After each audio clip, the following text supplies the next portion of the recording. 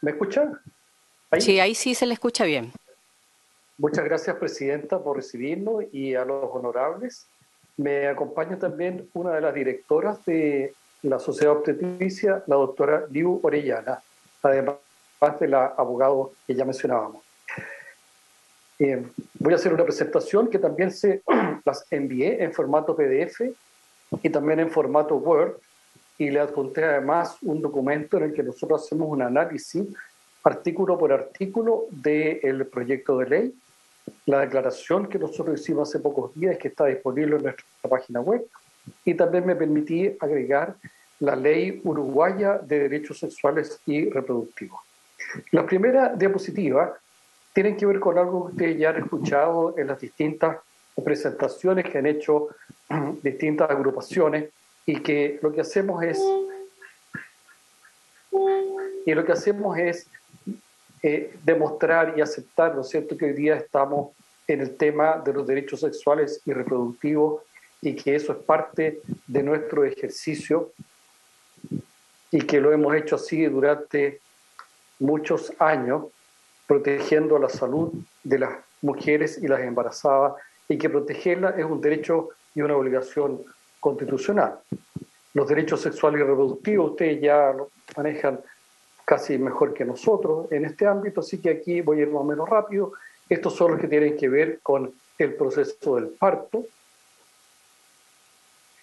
Nosotros tenemos aproximadamente 600 socios activos de los 2.500 ginecobstetras, hombres y mujeres que están inscritos en la Supersalud. Tenemos una visión... Doctor, no se está presentando. Tiene que compartirlo de nuevo. ¿Compartir de nuevo?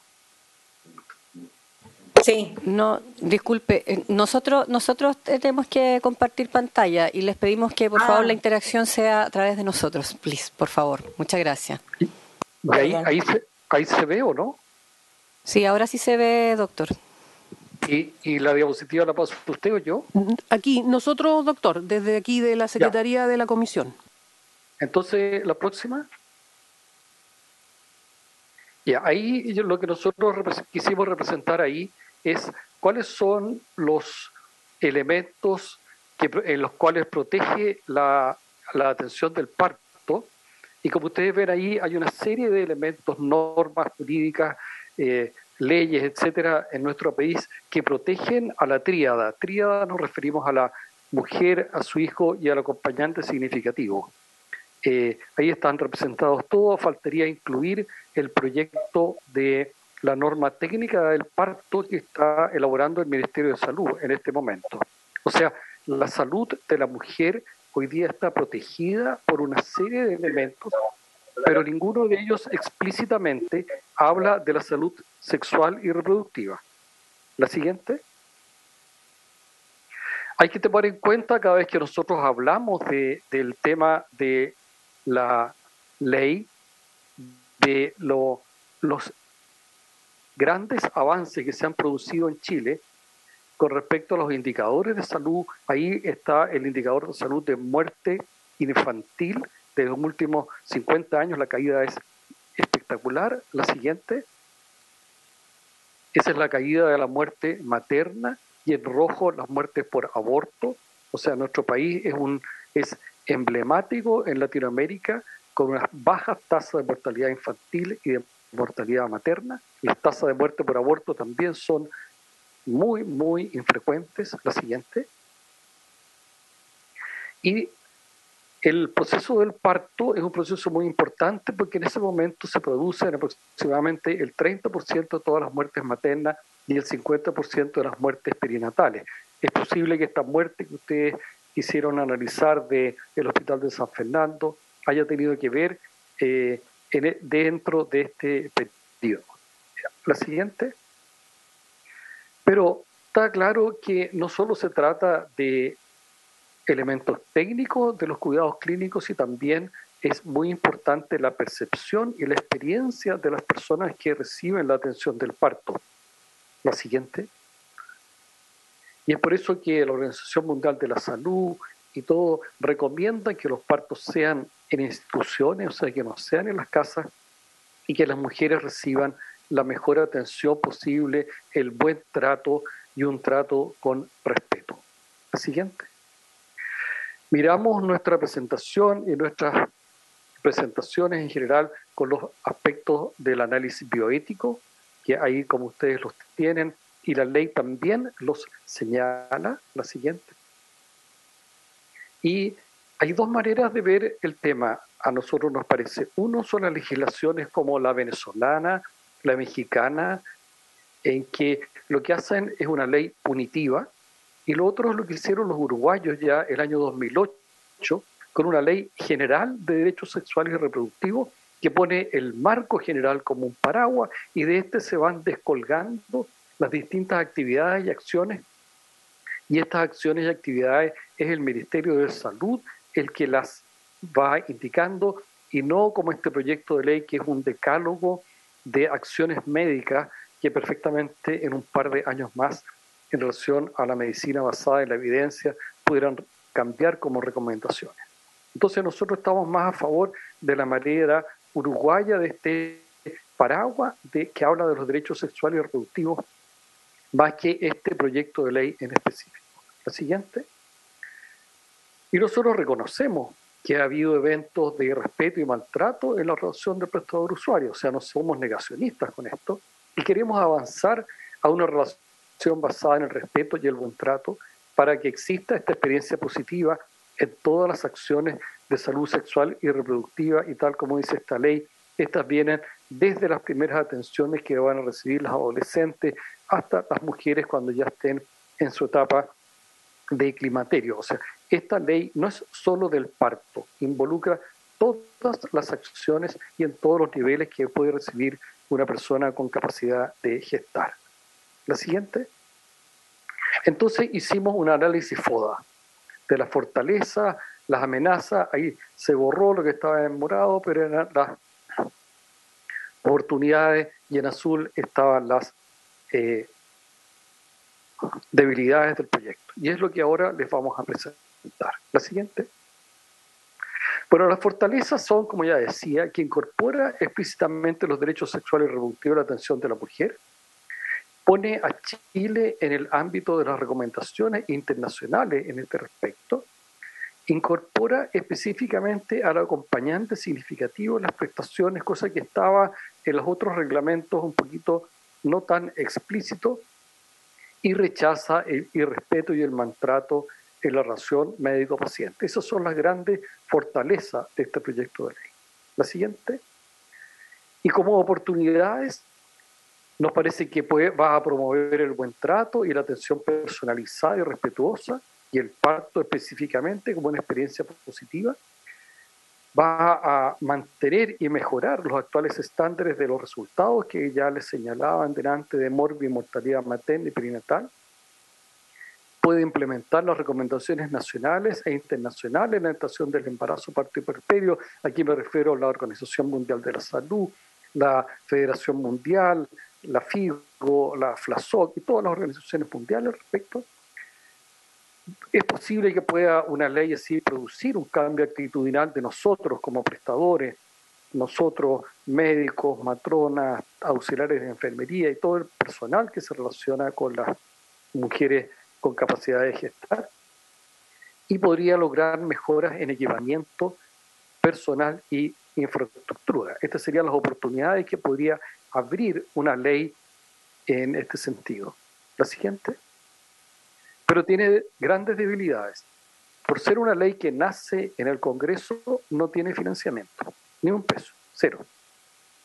Tal como se lo expresamos a la ministra de Salud en una reunión que tuvimos hace pocos días. No resuelve las brechas actuales para otorgar las prestaciones. Allí, por lo tanto, desde un punto de vista bioético, no resuelve la injusticia ni la inequidad que hay.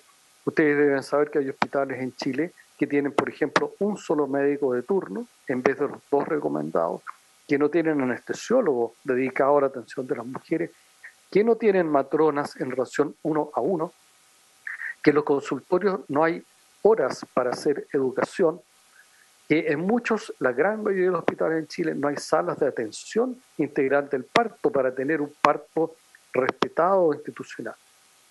entra en detalles propios de técnicas, o sea, es un decálogo de cómo hay que hacer la atención, cosa que a una ley nos parece no le corresponde y le corresponde al ente técnico, tal como se lo expresamos a la ministra de Salud, e incorpora el concepto de violencia obstétrica y lo convierte en un delito. Nosotros entendemos que la palabra, la frase violencia obstétrica se usa, pero lo que no estamos de acuerdo es que se introduzca en una ley, se defina en una ley y lo convierta luego en un agravante en la modificación del Código Penal. La siguiente. Y como amenazas, introduce el ejercer violencia obstétrica con una connotación punitiva y lo convierte en un agravante. Judicializará la atención del parto y el resto de las prestaciones de salud sexual y reproductiva, porque va a llevar a las personas, ¿no es cierto?, a reclamar ante la justicia lo que ellos consideren que sea violencia obstétrica. Va a encarecer las prestaciones. Disculpe, doctor. Porque vamos a... Perdone, doctor, que lo interrumpa. Solo para dar inicio formal a la sesión, puesto que ya tenemos el quórum mínimo, con la llegada del senador Sangüesa. Perdone. Muchas gracias. Entonces estábamos en las amenazas.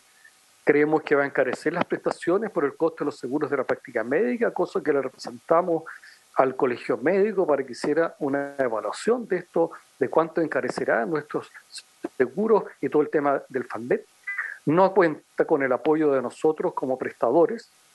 Nunca nos han pedido que en verdad participemos en desarrollar cada uno de los artículos y va a disminuir el interés de los colegas por dedicarse a esta rama de la medicina y de la matronería. La siguiente. Va a enfrentar a los proveedores, a nosotros, con las usuarias bajo el concepto de potenciales violentadores. Y está en la línea opuesta de lo que busca el Ministerio de Salud en este momento, que es recuperar las prestaciones perdidas, porque va a ser difícil decirle a las personas que vayan a ver a los médicos o a los matronas, a la atención primaria, a los hospitales, a hacer las atenciones que no tienen cumplidas, Papa Nicolau, operaciones, porque somos violentadores. Entonces nos va a enfrentar en vez de ir juntos en una misma línea. Y a nosotros nos parece que la modificación del Código Penal es inconstitucional porque la siguiente viola el principio constitucional de igualdad ante la ley. Es por eso que está ahí la abogada Walker, que es nuestra asesora en este caso. De esto mismo le pedimos nosotros al Colegio Médico que hiciera un informe para ver si ellos comparten o no con nosotros esta no igualdad ante la ley.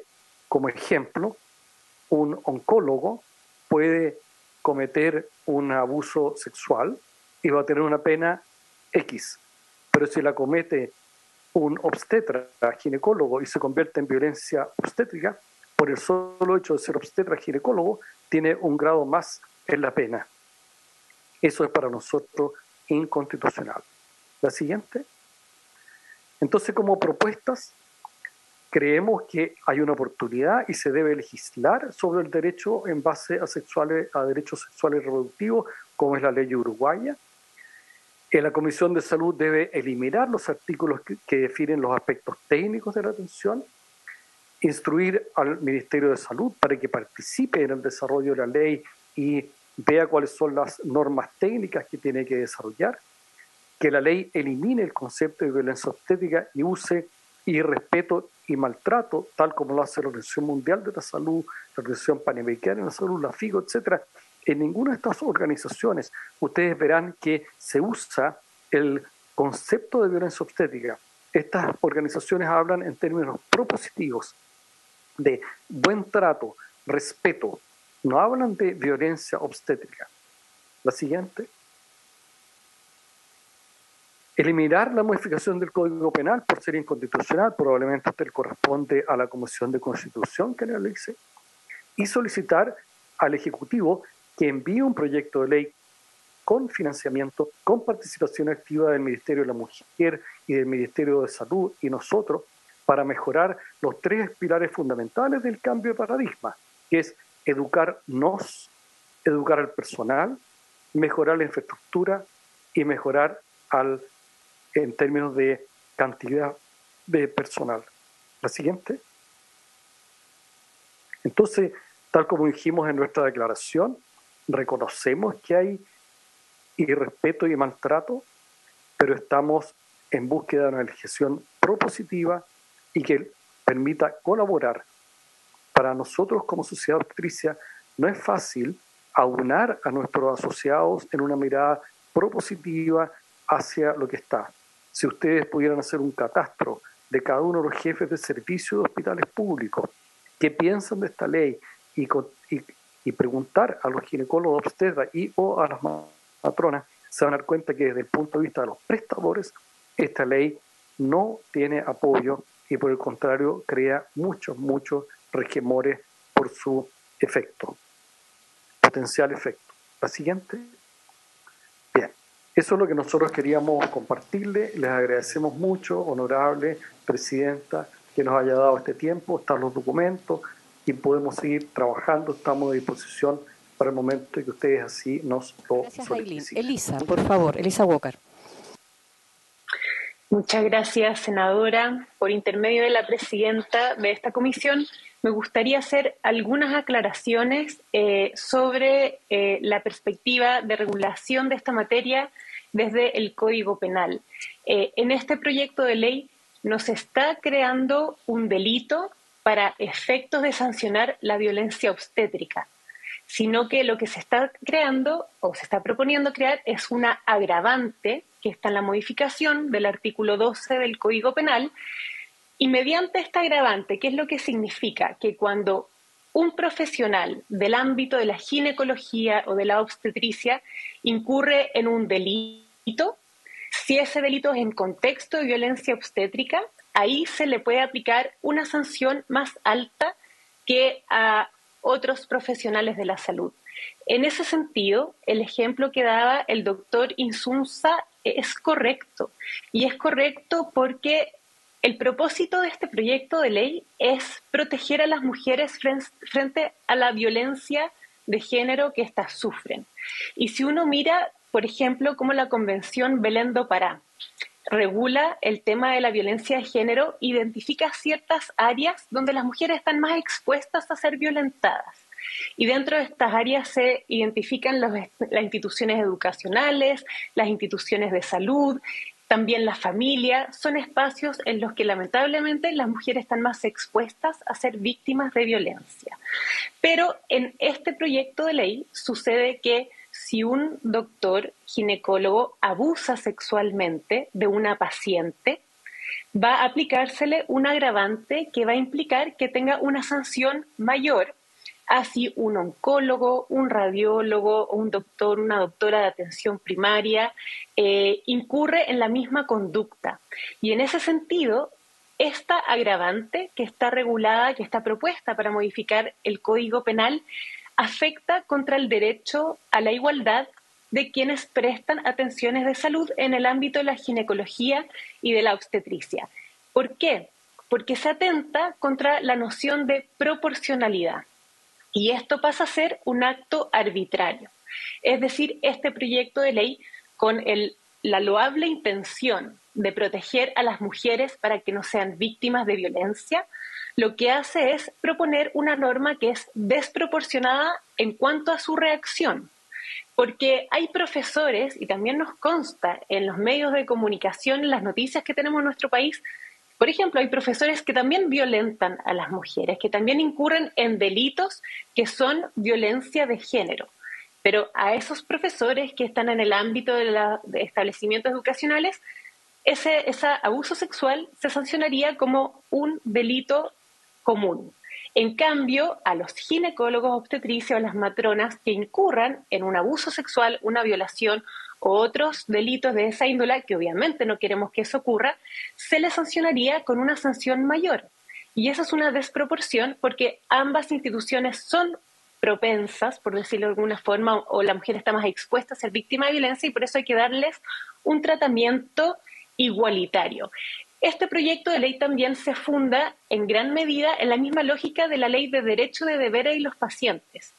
La violencia obstétrica tiene normas sobre confidencialidad, tiene normas sobre consentimiento, tiene normas sobre el deber de dar información, tiene normas sobre el deber de dar un trato digno y oportuno a las pacientes. Y esos son estándares de actuación que se aplica a todos los prestadores individuales de salud.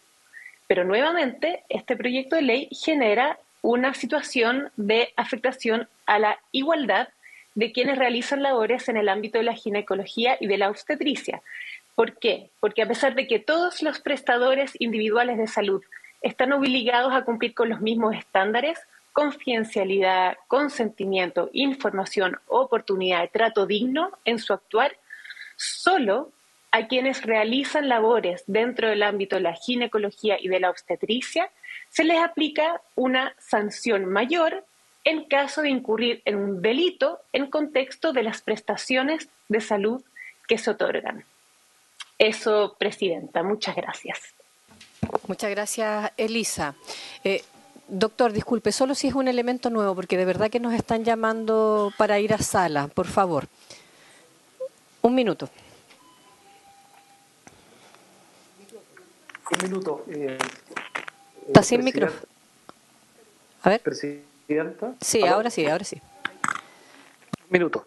Presidenta, yo creo que ustedes como comisión nos han dado una gran oportunidad. Hasta ahora en la Cámara de Diputados nunca pudimos tener una conversación como la que hemos tenido con ustedes.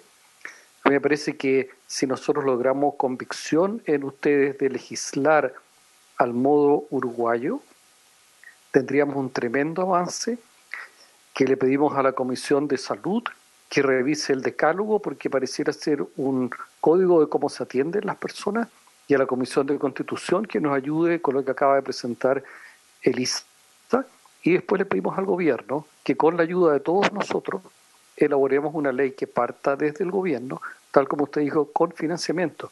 Sin financiamiento no vamos a poder educarnos ni educar, no vamos a poder, y vamos a tener un importante número de prestadores en contra. Para mí es muy difícil tener una actitud propositiva hacia mis colegas con una ley como esta, sancionadora y punitiva. Estamos disponibles para el momento, cuando usted quiera ir, venir, todo lo que usted quiera, y los documentos que pedía el senador ya se los enviamos. Hay un documento de la sociedad que discute artículo por artículo nuestras observaciones con respecto al proyecto en curso. Muchas gracias. Muchas gracias. Yo les quiero agradecer a las dos organizaciones, tanto a la Sociedad Chilena de Obstetricia como también al Colegio de Matronas y Matrones de Chile, no solo las exposiciones, a todas también los profesionales y las profesionales que expusieron hoy, darles la tranquilidad que este es un proyecto de ley que lo queremos tramitar lo mejor posible, por lo tanto no vamos a hacer un proceso en donde, por ejemplo, mañana comenzamos a votar. Nos faltan todavía voces que escuchar, entonces darles la tranquilidad que se pueden seguir generando los espacios de conversación. Vamos a también tratar de dar una conversación con el Ejecutivo para que nos pueda ayudar a la instalación de alguna conversación mucho más multidireccional, más que bidireccional, multidireccional con todas las organizaciones interesadas en este proyecto, que no solo son las organizaciones de profesionales del mundo de la salud, sino que también distintas organizaciones de mujeres, y hacer entre todos y entre todas de este proyecto la mejor legislación. Así que les pedimos disculpas, puede ser que podamos volver a ser convocados en el futuro, y les agradecemos las exposiciones que hoy día nos han dado, y levantamos la sesión porque ya nos llamaron desde la sala. Muchas gracias a todas y todos. Muchas gracias a ustedes. Gracias.